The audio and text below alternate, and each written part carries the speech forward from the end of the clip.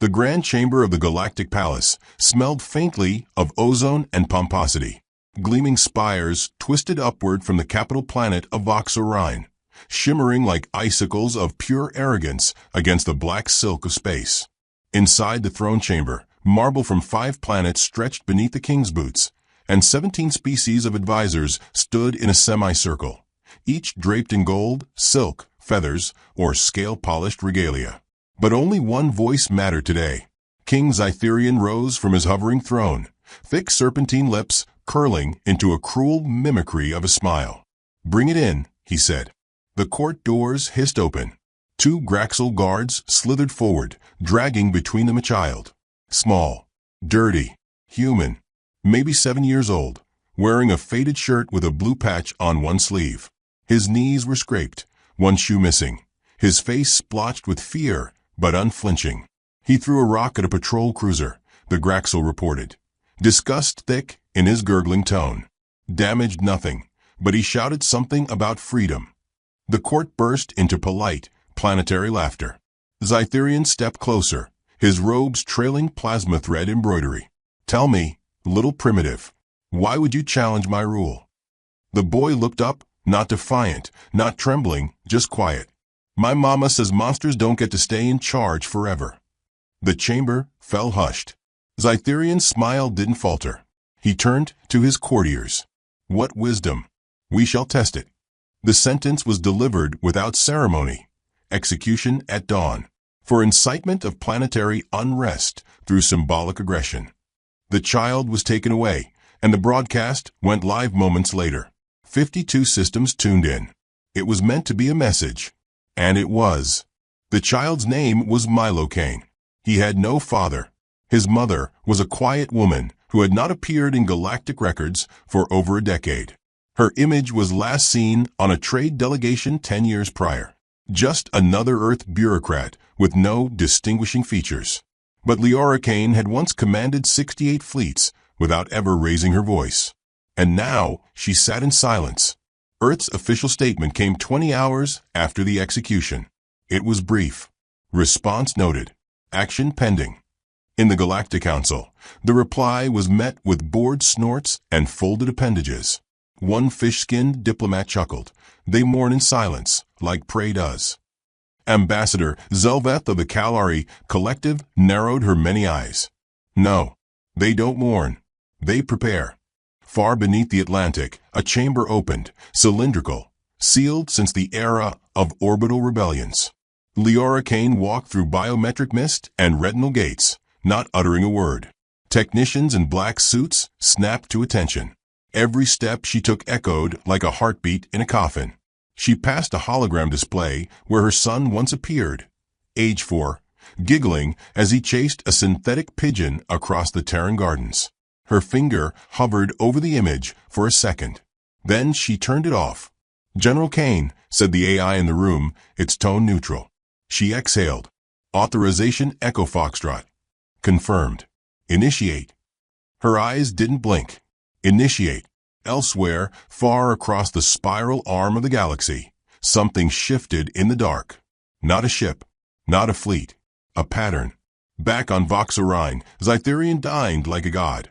Candied crustacean from oceanic moons, spiced gellworms sautéed in solar oil, and crushed nebula caviar, all imported, all indulgent.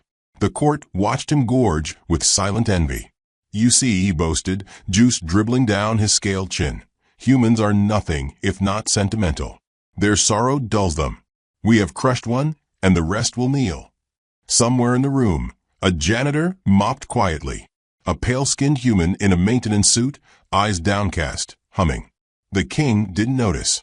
One of his advisors, a feathered Trellic elder, spoke softly. "Sire, their retaliation may not come through war. The humans have been known to wait. They outlive grudges. They outlive nothing," the king snapped. "They rot fast. Let them stew in grief." In her quarters aboard Earth's covert orbital observatory, Leora Kane opened a box. Inside, a necklace made of hardened ceramic alloy, once belonging to her son, and a data drive labeled Protocol Widowmaker. She inserted it. The system's AI hesitated. This protocol requires full planetary override. I know. Execution will be irreversible.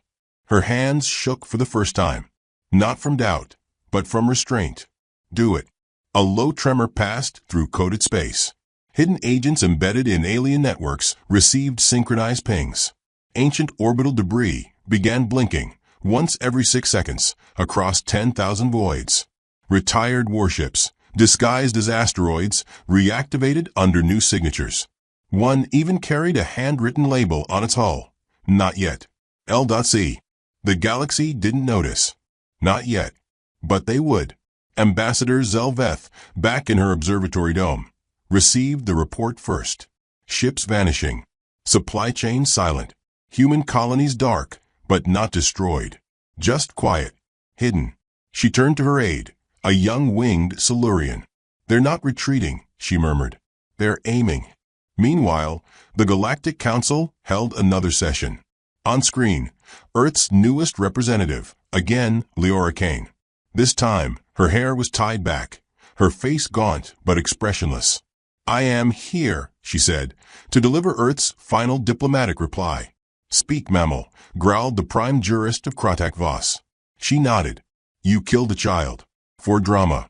For control. And assumed we would cower. Several snorted. Kane's voice dropped an octave. We do not cower. We calculate. We've been calculating since the Bronze Age. Someone laughed. She smiled faintly. And now that the math is done, the interest is due. One alien leaned forward. Is that a threat? No, her lips barely moved. It's a notification. Across a dozen systems, power grids flickered. Automated orbital stations began transmitting Earth nursery rhymes, soft lullabies over battle frequencies. In high orbit, disguised Terran arrays turned their shields inward. Not for defense, for silence. Galactic monitoring systems began failing, one by one, but without alarm. It felt like static, until one screen showed a map with a single word blinking red. Initiated. In his golden chamber, King Zytherian poured wine into a goblet. He toasted himself in the mirror, admiring his victory. The humans had sent no fleets, no threats, no drama. They had simply gone quiet. He grinned. So predictable. Then his mirror cracked. Not from impact, from sound.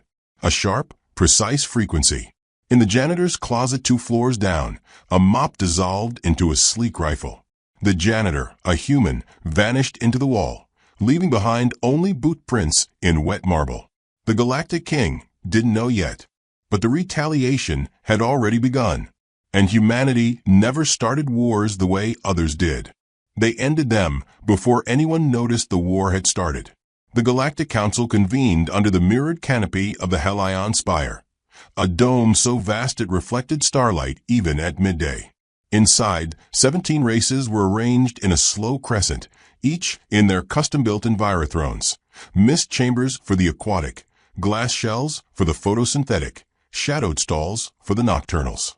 At the center stood an empty circle of pure obsidian, an honor space, reserved for species with no need to posture. Leora Kane stood in that circle. Her posture was faultless. A crisp navy blue uniform hugged her slender frame, every fold perfectly pressed. Her silver-streaked hair was knotted tight, a calm ripple of discipline beneath the polished light. She held a small wooden box in both hands. No armor, no escort, no entourage, only a smile.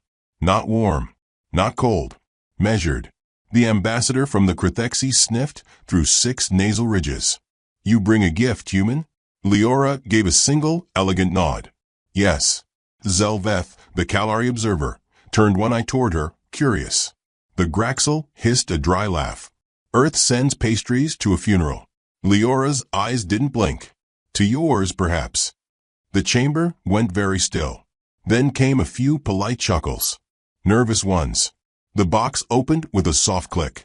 Inside sat a dozen round pastries, brown sugared, with steam rising faintly off their crusts. The scent, foreign yet comforting, drifted like a memory through the hall. They're called cinnamon rolls, Leora said. I made them this morning. No one moved. Go on, she murmured. Try one. The Krithexi delegate, a mantis-shaped creature with mirrored chitin, reached forward with delicately armored fingers and broke off a bite. Chewed. Paused. Then nodded slowly. Pleasant. The Graxel declined, recoiling slightly. What's the point of this? Leora's gaze never wavered. Hospitality, forgiveness, and history. The Trellic elder, feathers quivering, leaned in. History. She closed the box again. On Earth, when a neighbor wrongs you, you have two choices. Burn their house down. Or invite them over with a plate of something warm. Let them wonder which you picked. The chamber's air cooled noticeably. You misunderstand your position, snarled a horned envoy from Thas Prime.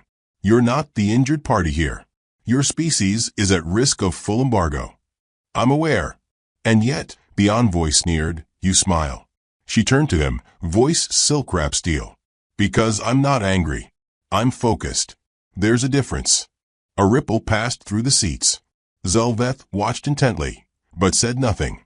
From the back, a bulky aide approached, six-limbed, armored, expression unreadable.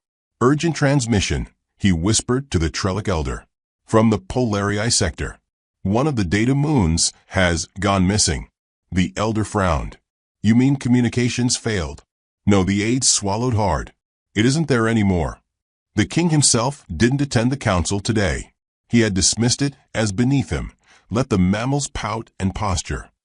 He was reportedly vacationing on Sarnix 4, enjoying warm sulfuric baths and performing ritual executions for sport. He would not be notified of the cinnamon rolls, but his courtiers would whisper of them for years. Leora bowed with impeccable grace and turned to leave. She had only taken 2 steps when a voice rang out. Wait. It was Zelveth. Leora paused, turned, met the alien's gaze. Zelveth gestured with a slow sweep of her webbed hand. You knew what would happen when your child stood up. Leora's smile didn't change, but something behind her eyes shifted. He didn't stand up. He didn't have time. He simply refused to kneel. Silence again. Zelveth tilted her head, watching. And now, Leora's voice was gentle. Now I build a world where no child has to die to teach you manners. Then she left. Behind her, half the delegates sat very still. The other half began discreetly checking their planetary defenses. On her transport shuttle, Leora removed her uniform jacket and folded it with care. Underneath, a thin layer of graphite armor hummed softly, invisible unless sought. Her assistant, a young human woman with ink-stained fingers, stood at attention. Was that too much? The assistant asked. No, Leora seated herself and accepted a porcelain cup of tea. It was the right amount. The assistant hesitated. Ma'am, we received confirmation. Phase 1 completed. 24 retired Terran freighters have reached their targets. Any alerts? None. They look like debris. Perfectly inert. Leora nodded, sipping. Good. What about Phase 2? Wait. For what? She set her cup down. For curiosity to turn into fear. On Sarnix 4, King Zatherian was receiving a foot massage from a glowing reptilian empress, when a minor noble burst in unannounced. Sire, the noble gasped, scales flaring. We have reports. Minor power failures, unresponsive outposts, entire systems in blackout. The king didn't look up. Solar flares.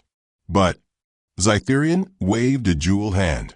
It is statistically impossible for a prey species to destabilize our empire. Humans are ants. Clever ants. But they die beneath boots. The noble opened his mouth again, then hesitated. The king's eyes narrowed. You fear them. I fear you underestimate them. Zatherian laughed, long and loud. Then you haven't seen what fear truly looks like. Aboard Earth's dreadnought Icarus crown, hidden in the tail of a comet, hundreds of soldiers awaited a word that hadn't yet been spoken. Not attack. Not invade. Just her voice. Because Leora Kane didn't shout. She whispered. And armies moved. On a barren moon near the Gralian Rift, an old mining colony lit up after 20 years of silence. A boy's name was etched into the command deck, Milo, scratched by a soldier who had never met him but watched the broadcast with clenched fists. In the council dome, cinnamon scent still lingered. Zelveth walked slowly through the halls afterward, ignoring aides, ignoring warnings, ignoring protocol. She was thinking of Earth silence, not a passive kind. No, it was the silence of a blade being drawn, just beyond the veil of vision. She remembered a line once shared by an old Terran general. Humanity doesn't rage. It remembers. As she passed the atrium, she noticed something strange. A janitor mopping. The same one from the king's palace. He was humming again, softly, tunelessly. She narrowed her eyes. "You clean every planet?" she asked. He smiled politely. "Just the dirty ones, ma'am." She didn't smile back. "What's your name?" He straightened slowly, a bit too smoothly. "Doesn't matter." And then he walked away. Zelveth didn't move. Her 6 hearts thudded slowly, in sync. Later that evening, she sent a private message to her homeworld. "Humans are planting something. We may already be standing on the roots." The reply came back blank. Then static. Then nothing. Somewhere across the galaxy, a sensor array on a trade outpost began to pulse. Not a warning. Not an alert. Just a signal. 3 short. 3 long. 3 short. A smile traced across the data analyst's face before it vanished, along with the outpost.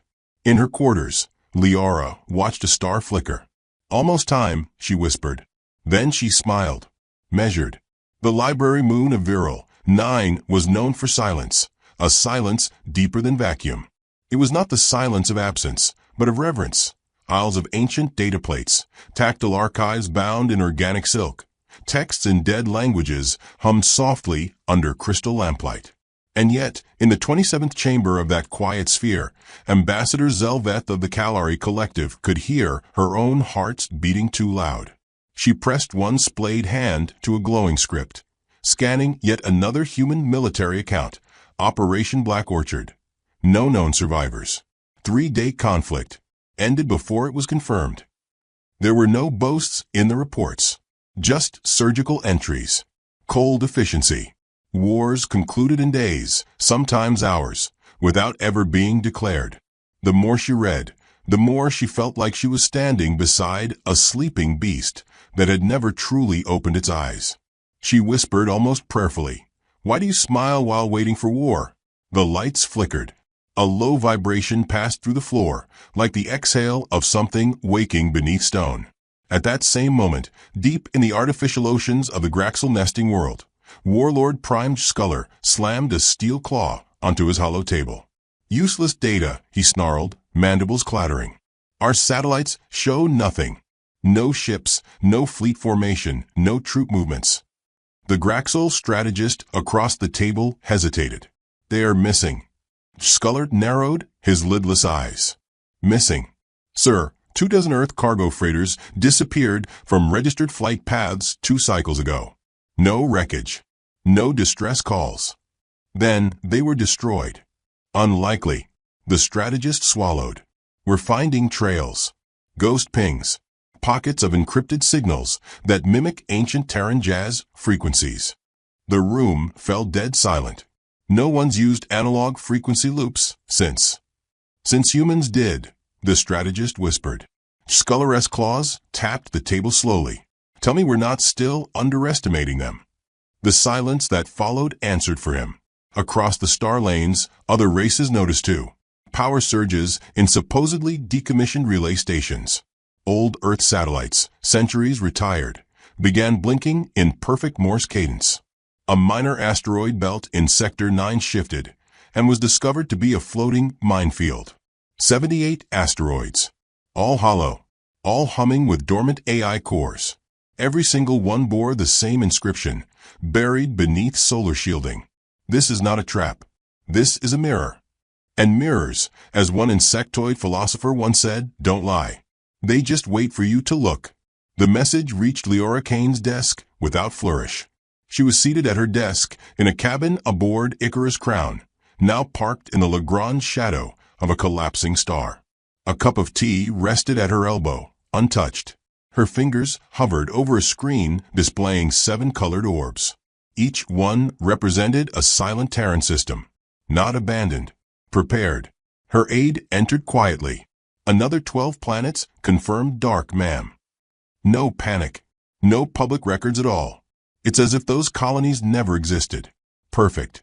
Leora leaned back, eyes drifting to the shadows beyond the reinforced glass.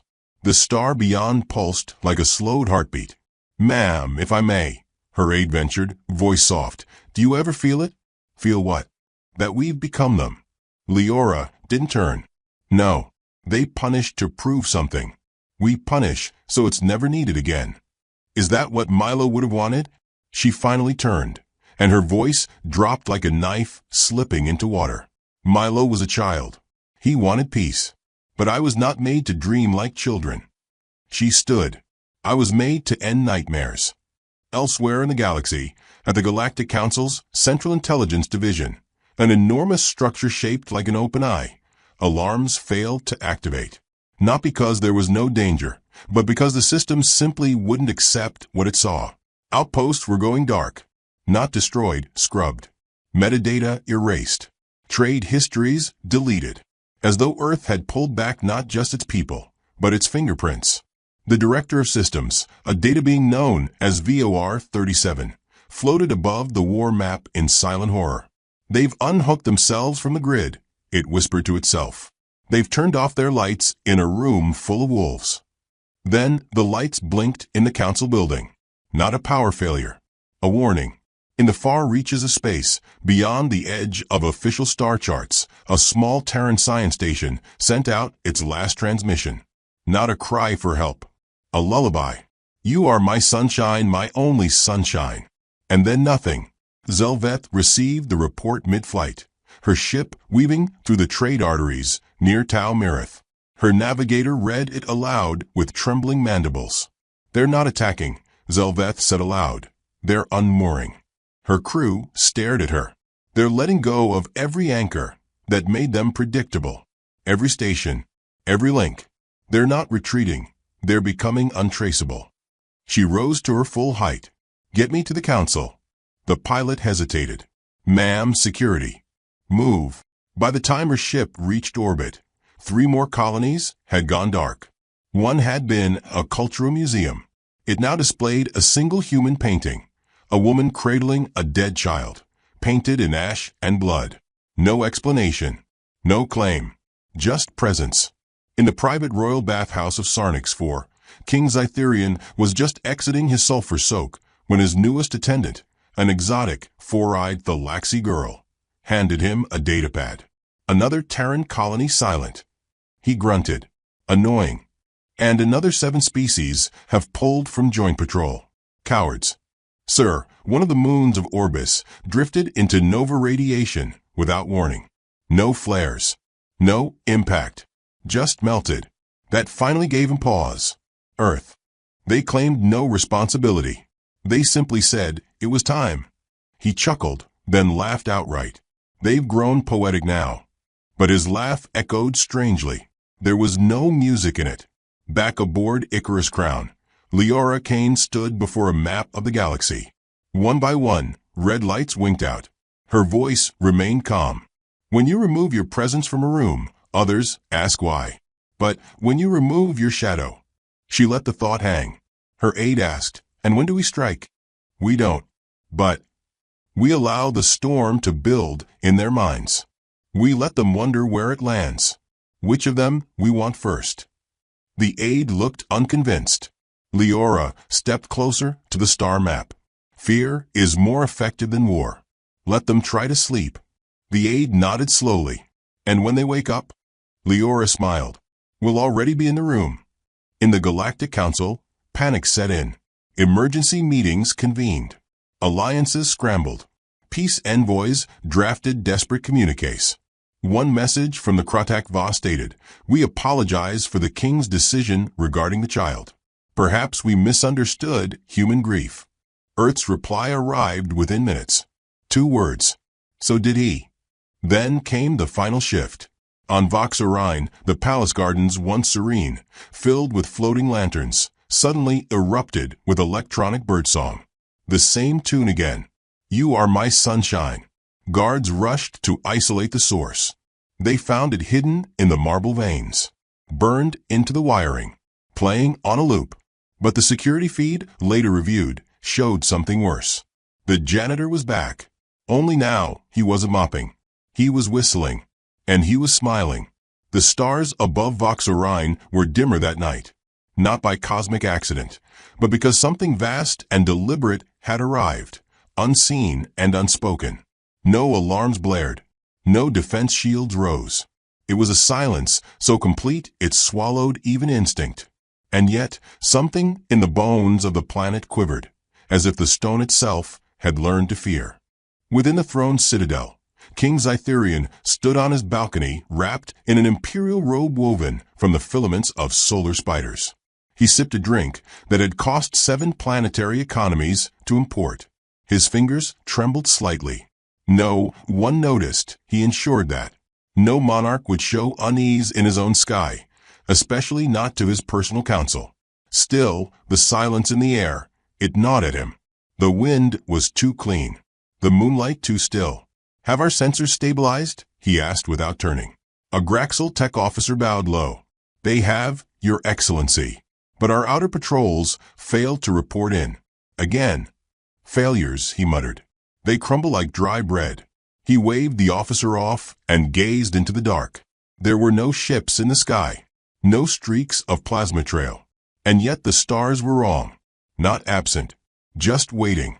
In her command chamber aboard Icarus Crown, Leora Kane stood at the edge of finality. Around her, holographic displays spun with silent intensity. Fleet positions, gravitational maps, infiltrated signal loops. All threads in a vast web of vengeance. But she stared past them, past the lights and numbers and war-ready interfaces, into the stillness she had created. Her reflection blinked back at her. Calm, sharp, almost beautiful in its precision. A mirror that didn't mourn. Her aide approached, eyes wide. "The signal's been sent. Every node answered. Every ship's in position." Leora nodded. "Status of Vox Orion? 17 decoy scans received. They're chasing ghosts across 4 sectors. And our man on the ground?" The aide hesitated. "He's already moving." "Then so are we." Without raising her voice, without lifting a single hand, Leora Kane gave the order that would shift the axis of galactic power. Phase 4. Commence. On Vox Orion, in the palace kitchen corridor, no one bothered to patrol. The janitor walked with a bucket and mop. But neither held water. The bucket contained an AI core that had once managed an entire Earth city. The mop's handle was a collapsible weapon. Not a gun, not a blade. Something older. Simpler. Human. He entered the subreactor room like he belonged. No one noticed him. That was the brilliance of Earth's design. Not invisibility, but irrelevance. No alarm for a man that didn't matter. He placed the AI core onto the central node, tapped 3 times on its casing, and whispered for the boy. The lights flickered. Across the sky, the stars vanished in perfect sequence. Not clouds. Not shadow. Ships. Thousands. They didn't arrive in formation. They had been here, embedded in comet tails, parked on the far side of moons, cloaked within stellar noise. For years, the moment had never been about arrival. It had always been about unveiling. King Zytherian's goblet fell from his hand and shattered against the balcony floor. Every screen in the citadel blinked, then synced. One image filled them all. A child, Milo, standing quietly in the center of the council room. Not in life, but as he had been, knees scraped, shirt torn, one shoe missing. His eyes staring straight into the cameras, as if he had known they'd record. Then the image shifted. Leora Kane appeared. Not in uniform. In black. She didn't speak immediately. She let the silence ring. And then, with the calm of a mother who had already buried her grief, she said, "You killed him because you thought a child's death would scare the species that raised him. You didn't understand then. You will now." Across the planet, orbital defense systems failed. Not from hacking. From design. Humans had helped build them. Decades ago. They had waited quietly for this moment. Palace guards rushed to secure the citadel. Doors sealed. Shields raised. Cannons warmed. And yet, not one shot was fired. Because the weapons refused. Earth hadn't hacked their systems. They had raised them. Zytherian screamed. Where are my generals? Where is our fleet? No one answered. Many had already fled. Others were dead. A few had surrendered the moment the human ships uncloaked, their own people cheering the change. Leora watched from orbit, her face still. Begin broadcast. Every planet that had witnessed the child's execution now saw this. Earth did not send fire. They sent presence. One by one, leaders of allied empires received personal messages. To the Krithexi, this is not about revenge. It's about recognition. To the Graxel, this is what happens when you confuse silence for submission. To the Kalari, thank you for listening. Stay out of the blast zone. But to the king, nothing was said. Until she landed. She walked alone through the shattered gates of the palace. Unarmed, untouched. Every sensor failed to detect her. Not from stealth, but because she no longer registered as a variable in their system. The AI had rewritten the palace's reality around her. Zytherian met her in the throne room, claws shaking around the armrest. You dare. She held up a small photo. Her son. He went silent. You didn't just kill a child, she said, stepping forward. You announced to the galaxy that such deaths could go unanswered. He drew a blade from his side. Ancient. Ceremonial. Heavy. She didn't flinch. You come here alone, he spat. You think your mind games, your disappearances, your silent warfare frighten me? She didn't reply. Only walked to the base of the throne. Her hand hovered near a control panel embedded in the floor. One press, and every remaining backup AI core buried beneath the city would rewrite the DNA signatures of their planetary command. You'll destroy everything. No, she whispered. I'll remind them. He lunged. Too slow. The room dimmed. The systems obeyed her fingerprint, and the throne melted. Zytherian collapsed in a heap of gold and blood. Not dead. Not yet. He gasped, reaching toward her boot. Why, he croaked. Why not just kill me? She crouched beside him, voice softer than air. Because death is mercy, and you gave none. She turned. Behind her, Terran Marines entered in black armor, silent as nightfall. They passed her without words. The palace was no longer alien. It was annexed by principle, not war. She didn't watch them carry him away. She didn't need to. The message had been sent. To all. To everyone. You do not kill a child of Earth. Not unless you want to learn what they make their mothers from. Back aboard Icarus Crown, Leora Kane poured herself tea for the first time in weeks. She took a sip. Transmission received, her aide said quietly. Every empire has gone into emergency negotiations. Some offered reparations. Leora nodded once. Catalog them. Shall I draft peace terms? No, she said, setting her cup down. Then what? Let them write them, she said. Let them try to guess what we want. Let them wonder. The aide hesitated. And what do we want? Leora Kane looked out the window. The stars gleamed brighter now, their patterns cleaner, no longer dimmed by arrogance. Memory, she said. Then she closed her eyes. And for the first time since her son had died, she slept.